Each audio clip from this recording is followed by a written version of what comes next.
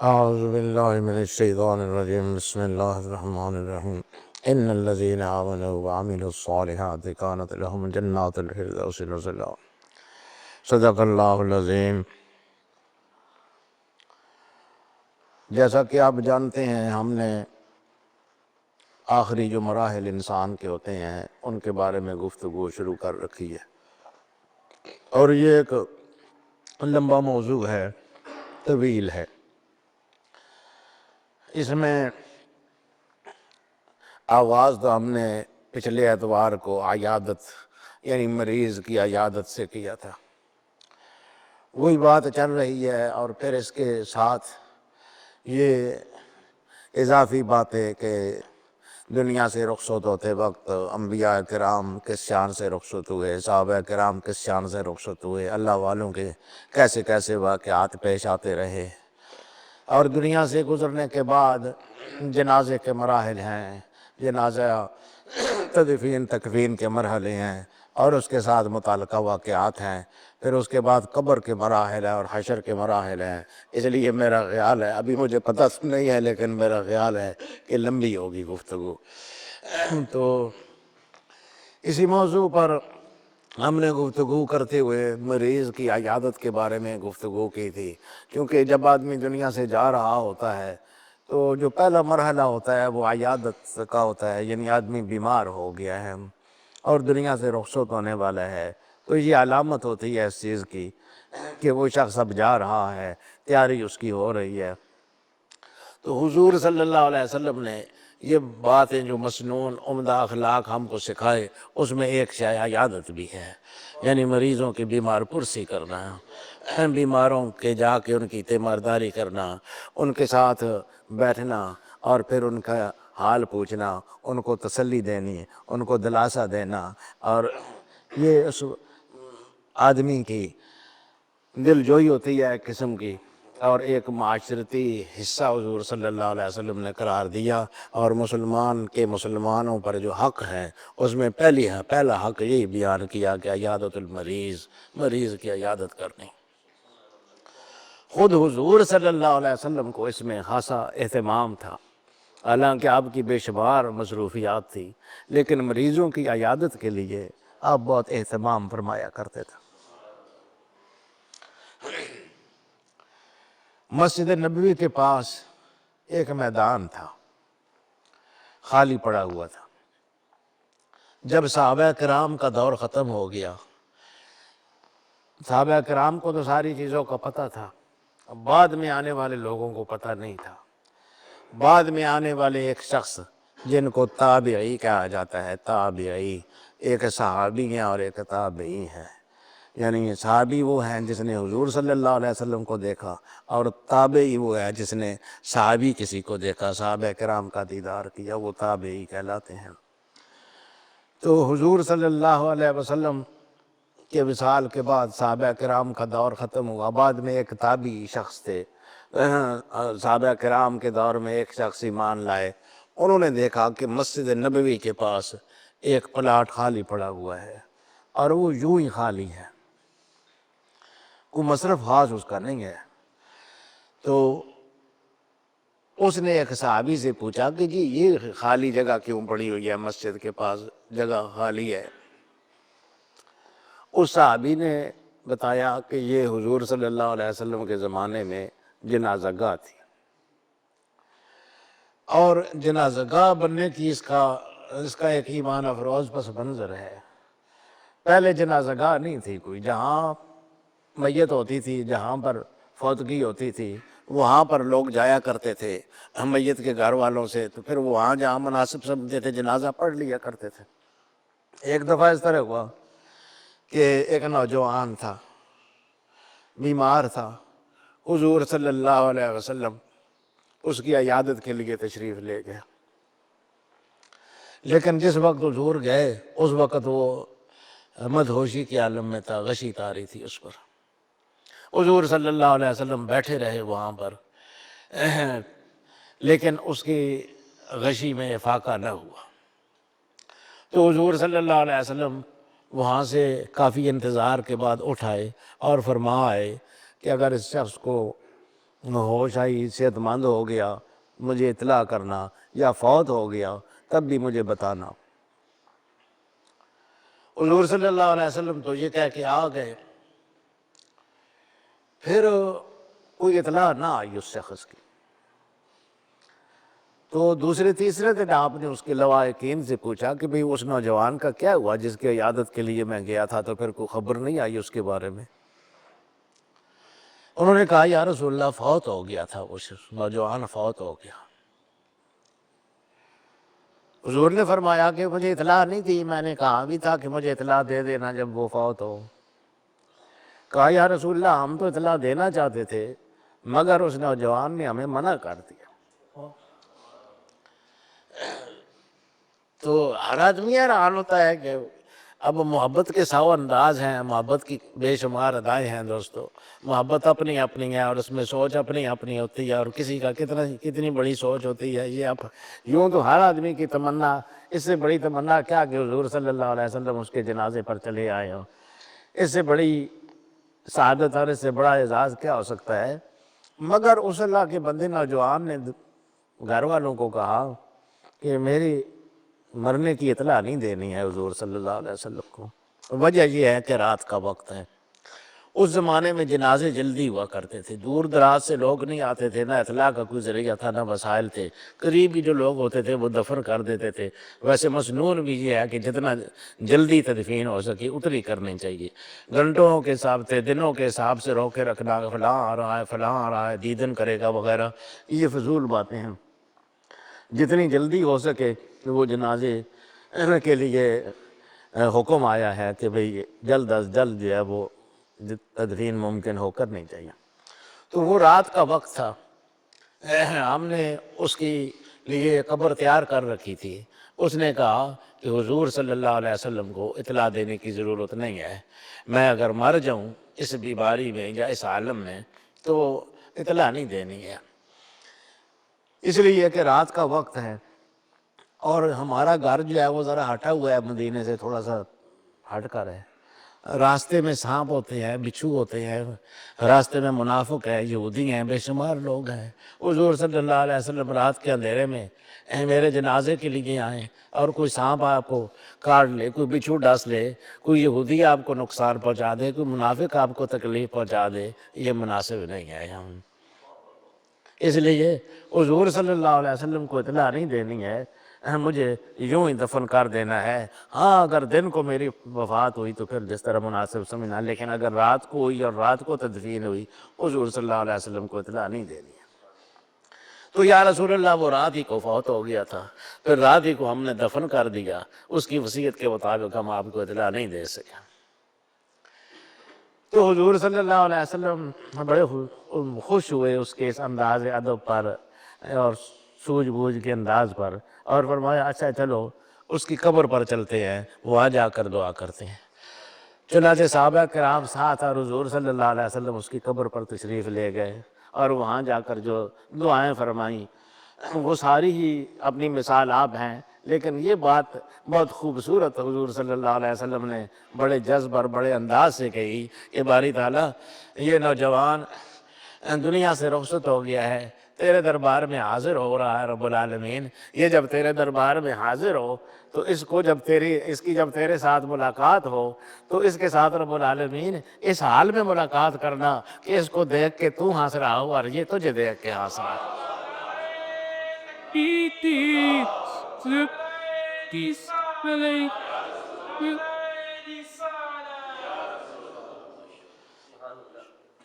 تو اس صحابی نے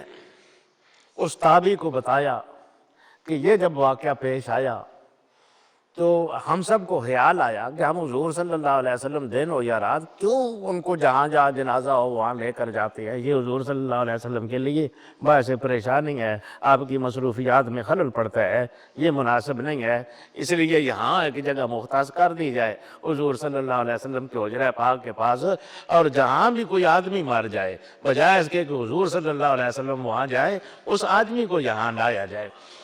اور پھر بھی حضور صلی اللہ علیہ وسلم کے لیے کوئی تعین نہ کیا جائے، بس وہاں آ کے میت رکھ دیا جائے اور اطلاع دے دی جائے کہ یا رسول اللہ خادم آیا ہوا ہے جنازے کے لیے، جس وقت مناسب سمجھے آ کے جنازہ پڑھا دیں۔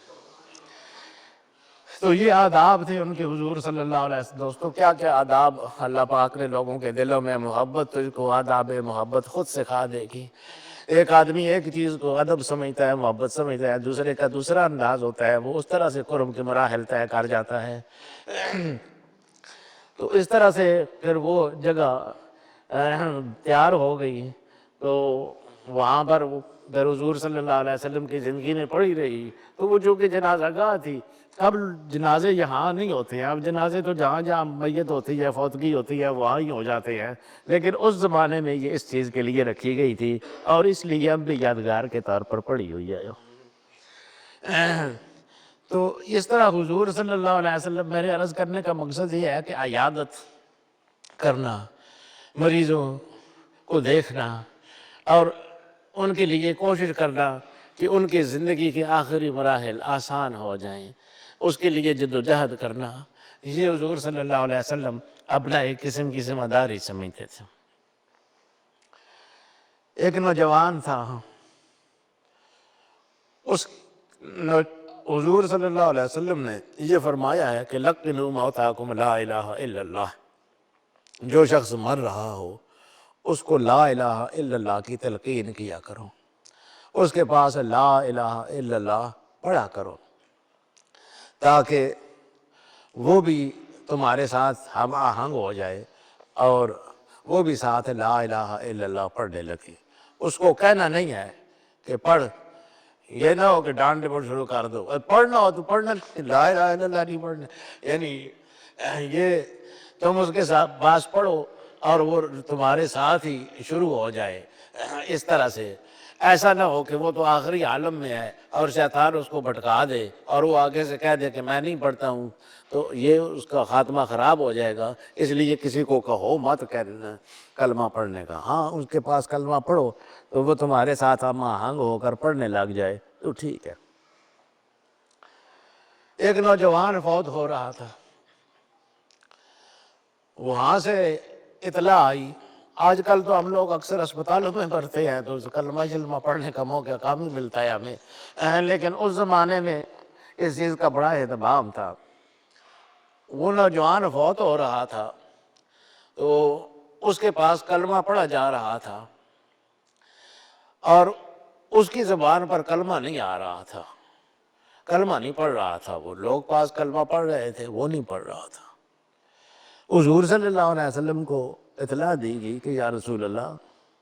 ایک نوجوان ہے، وہ اس کے پاس اب کلمہ پڑھ رہے ہیں اور آخری وقت ہے اس کا، لیکن وہ اس کی زبان پر کلمہ نہیں جاری ہو رہا ہے یا رسول اللہ۔ فرمایا اچھا چلو چلتے ہیں دیکھتے ہیں۔ حضور صلی اللہ علیہ وسلم تشریف لائے، لوگ کلمہ پڑھ رہے تھے اور اس کی زبان پر کلمہ نہیں جاری ہو رہا تھا۔ حضور صلی اللہ علیہ وسلم تو چونکہ ہر چیز کی حقیقت سے آگاہ ہوتے ہیں، اس لیے فرمایا کہ اس کی والدہ کدھر ہے، اس کو بلاؤ۔ اس کی والدہ کو بلایا گیا تو آپ نے اس کی والدہ سے پوچھا کہ بی بی، یہ جو نوجوان مر رہا ہے بیٹا تیرا، یہ تیرے ساتھ کیسا تھا؟ اس نے ٹھنڈی سانس بھری اور کہا جی یوں تو بڑا نمازی تھا، نیک تھا، میں اس بارے میں نہیں کہتی ہوں، لیکن سچی بات یہ ہے جی میرے ساتھ اچھا نہیں تھا، میرے ساتھ اس کا رویہ اچھا نہیں تھا، میرے ساتھ تلخیصیں پیش آتا تھا، میرے ساتھ گستاخی کرتا تھا، میرا دل جو ہے اس سے بہت آزردہ ہے اور میرا دل اس سے بہت خفا ہے۔ اب حضور صلی اللہ علیہ وسلم تو بہت بڑے نفسیات کے عالم، نفسیات کا جتنا علم اللہ پاک نے حضور صلی اللہ علیہ وسلم کو دیا ہے ممکن نہیں ہے کہ کسی کو دیا ہو۔ کیا انداز ہے آپ کے دوسروں کے جذبات کو اپیل کرنے کے۔ ماں کے مزاج تو پتہ ہے حضور صلی اللہ علیہ وسلم کو، بچہ اولاد پر اس کی شفقت کا بھی پتہ ہے۔ اب یہ معلوم ہے کہ وہ دل سے ناراض ہے کوئی ایسی صورت ہو کہ یہ دل سے راضی ہو جائے۔ اب اگر وہ اس کو یہ کہتے کہ اماں اس کو معاف کر دے تو وہ کہہ بھی دیتی کہ میں نے معاف کر دیا، تو کوئی زیادہ وہ دل سے جب تک معاف نہ کرتی بات نہیں بنتی تھی۔ حضور صلی اللہ علیہ وسلم نے اس کے جذبات محبت کو اپیل کرنے کا ایک عجیب طریقہ اختیار کیا۔ فرمایا بلال جاتا اتھوں لکڑیاں آن جا کے ذرا بہت ساریاں تو میں ساڑ چھوڑا جات کے پیچھے سے جنم پہ جلسی دے انہیں سڑ جا بیٹھا پیچھے جو جنسوں میں جلے گا اب بھی جلا دیتے ہیں اس کو۔ وہ والدہ پاس کھڑی تھی، بلال تو یہ سنتے ہی بلال کو تو اس سے غرض نہیں ہے کہ کوئی آگے سے کوئی بات کرے، وہ روانہ ہو گئے۔ وہ ماں نے دیکھا کہ لکڑیاں منگائی جا رہی ہیں میرے بیٹے کو زندہ جلانے کے لیے، اس نے کہا یا رسول اللہ میں نے معاف کیا اس کو، میں نے دل سے معاف کر دیا، میرا اسے کوئی گناہ شکوہ نہیں ہے۔ جو ہی ماں نے یہ کہا اس نے لا الہ الا اللہ پڑھنا شروع کر دیا اور پڑھتے پڑھتے دنیا سے رخصت ہو گئی۔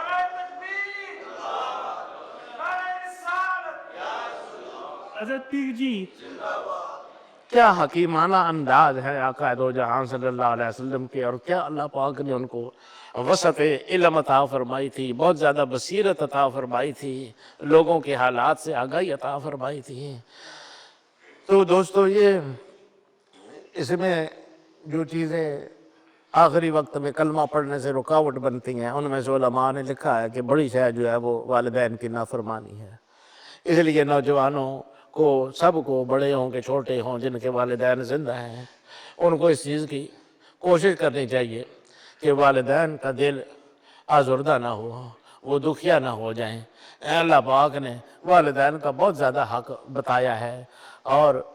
ایک جگہ تو اللہ پاک نے اپنی عبادت کے بعد دوسرا مرحلہ والدین ہی کی اطاعت کا اور ان کے ساتھ حسن سلوک کا بیان کیا اور بڑی تفصیل بیان فرمائی۔ وَقَضَىٰ رَبُّكَ أَلَّا تَعْبُدُوا إِلَّا إِيَّاهُ، تیرے رب نے یہ فیصلہ کیا ہے، یہ حکم دیا ہے اللہ تعبدوا الا ایاہ، کہ اللہ کے علاوہ کسی کی عبادت نہیں کرنی ہے۔ پہلی بات تو یہ ہے وَبِالْوَالِدَيْنِ إِحْسَانًا، دوسری بات یہ ہے کہ والدین کے ساتھ اچھا سلوک کرنا ہے۔ اِمَّا يَبْلُغَنَّ عِندَكَ الْكِبَرَ أَحَدُهُمَا،